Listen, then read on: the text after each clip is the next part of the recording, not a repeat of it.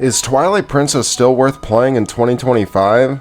After almost 2 decades, does its epic story, unique mechanics, and memorable characters hold up against modern games? We're diving deep to see if this classic Zelda adventure is still a must-play or if time has truly forgotten Hyrule's Twilight. Hello y'all, it's me, the real PewDiePie, Zelda Master, Dark Souls Master, here to give you the answer to: is Twilight Princess still worth playing today?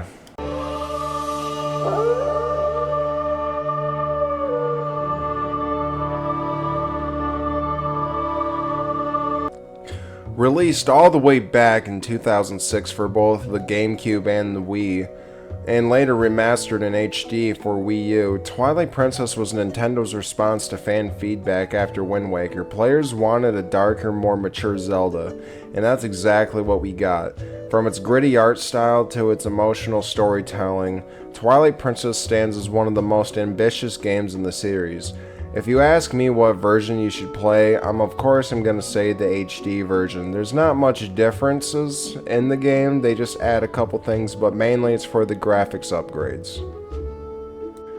The story begins in Ordon Village, a quiet, peaceful place where Link works as a farmhand. He helps hen goats, run errands, and spends time with the village children and his close friend Lilia.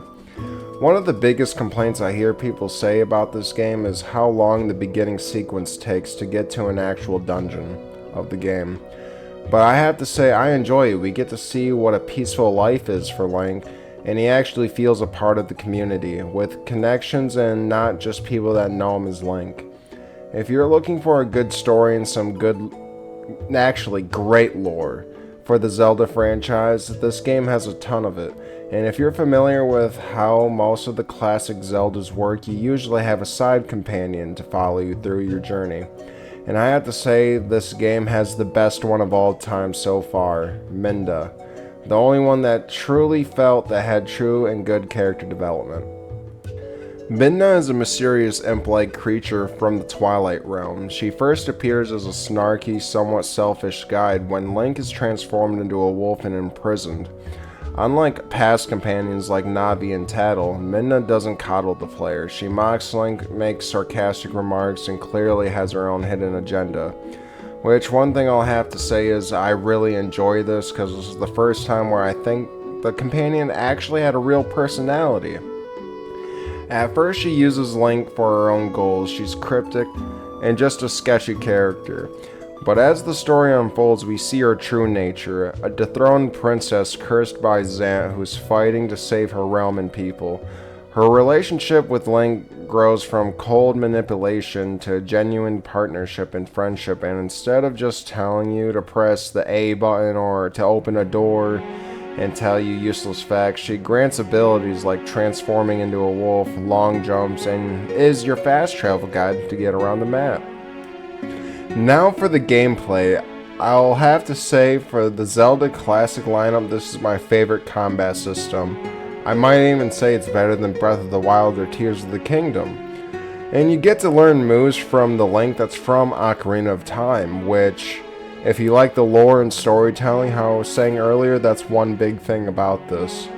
Also, one thing I despise from the other games like Wind Waker for example, is you'd hit a combo on an enemy, he would fall on the ground and he's invulnerable to attacks until he gets up, which got me hit many times. This one, you do get to learn a finishing blow move, which I love the combat system, I still do today.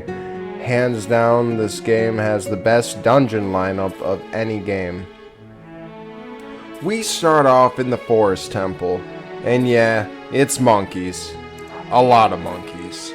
It's not the most dramatic opener, but it's fun, solid.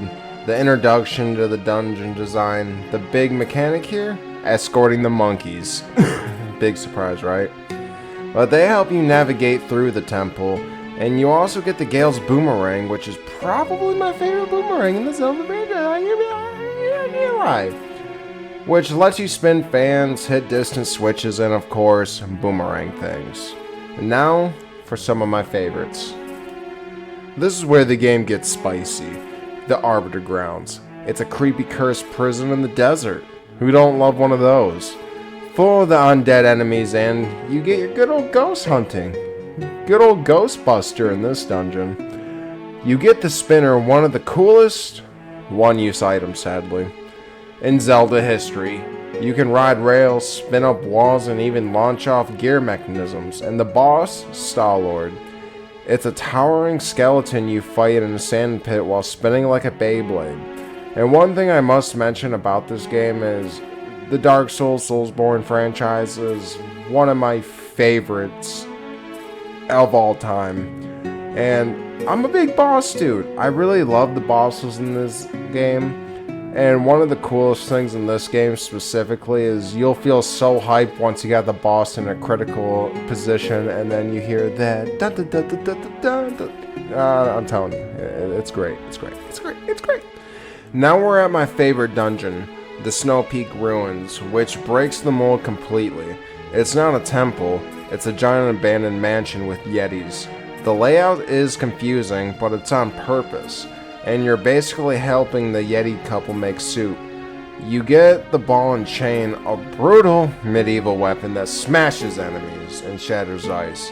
And the boss Blizzetta is one of the most emotional in the game. It's a corrupted Yeti turned ice demon, which I also gotta say the OST for that boss, I love it so much. I remember it from a kid and all the way till now I still love it. And the fight is a mix of puzzle and panic. Great dungeon. I'll leave the rest to y'all if you decide to try this game, but also if you played Ocarina of Time, there's many references that you'll fall in love with.